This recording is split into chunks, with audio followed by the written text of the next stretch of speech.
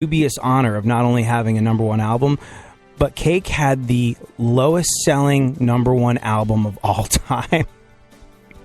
Since the history of the Billboard charts began, Cake had a number one album and the lowest number of records ever sold to land at the number one spot. And I think it was like 34,000 records. And that was good enough to be number one. Whereas in 2002, it was 1 million plus. It's crazy to see how everything's changing. Anyways, go on.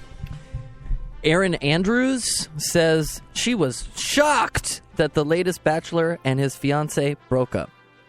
Well, this is why we let Erin Andrews host Dancing with the Stars and not Jeopardy. Because she's a moron, an absolute clothhead, an idiot. Hey, I just noticed the time. We got some stuff to get through. So let's get into the fact that, guy was kicked out of a naked bike riding event for being too aroused. Yeah. If you're like me, you always look at photos online of naked events like races and protests and wonder two things. One, how come I never get invited? And two, what happens if someone gets aroused during one? And now we know. It ends poorly. There was a huge naked biking event in Kent, in England, this past Saturday just gone by, a couple days ago. But as everyone was stripping down, people started gasping. Turns out one man was overstimulated by all the flesh and was fully engorged. The organizers of the race said, quote, "It looked like he was enjoying the event a bit too much." It's the English take on these situations that I think has a certain amount of magic to it. The organizers of the race said it looked like he was enjoying the event a bit too much. It was a horrible sight. The cops had to step in and remove the guy from the ride before it started and made him put on some pants. I don't know. I've seen those naked events, those naked protests, and I don't know if that's a situation where I would become aroused. You know, like it doesn't seem to be flesh on display in the best possible way, as we were talking about earlier on in the show. Yeah. Why would you want to be naked with male and female dangly bits exposed to things like bicycles where there's grease and there's chains and there's things that can bite and chafe? And I can't imagine. Like, I was thinking about being a dude and sitting naked on a bicycle seat and pedaling away. Seeing the old wedding tackle, the old cash and prizes, doing what they're got to be doing on a banana seat as you're pumping away.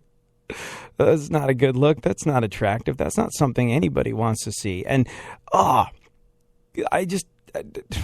can't imagine it being, I cannot imagine it being a sanitary situation, so to speak, for the inner workings of a lady to be on a bicycle seat for an extended period of time naked pedaling. It just seems like there's all sorts of bacterial invasions that are potentially possible, and that seems like a big old no-no. And that's why we wear clothes, to protect us from stuff like that. But whatever. Potato. I just don't think I'd find myself aroused in that particular situation. But you never know till it happens to you. Labor leaders that pushed for $15 minimum wages in Los Angeles, they want an exemption from having to pay those wages if your business employs union workers. Yeah. For the past 8 months, labor leaders have argued for a $15 minimum wage for all workers, including those who get tips, which, is not bad times if you happen to be a bartender or a waiter or a server or something like that. I mean, $15 an hour plus your tips on top of it. That's crazy. If you've ever worked at a restaurant, you get paid sort of like $1 or $2 an hour to be there just to cover your taxes. And that's pretty much it. You're working for tips. That is the privilege that you have earned by working at Champs Sports Bar, the one place I was ever a server. It did not work out well. I was there for about a month, and I would be like, hold on a second. I worked from 8 a.m. to 5 p.m.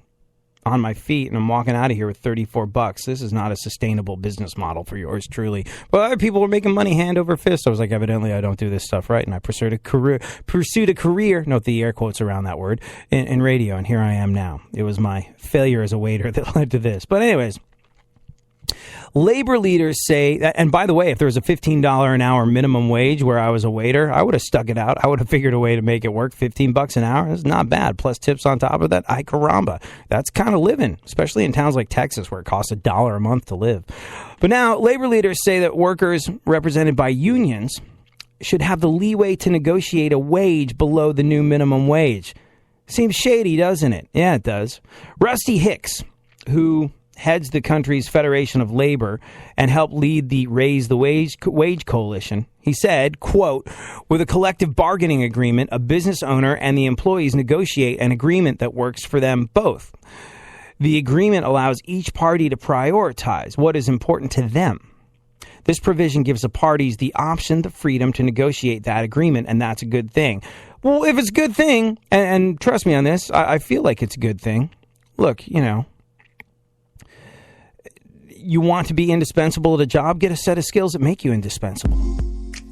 Bottom line. And this is a sort of laissez-faire capitalism I can go for. But this, after having campaigned for a $15 an hour minimum wage and now giving people that employ union folks an exemption from that, this is essentially labor conspiring with the government to punish private businesses that are ununionized and reward the ones that are. And it's shady as hell.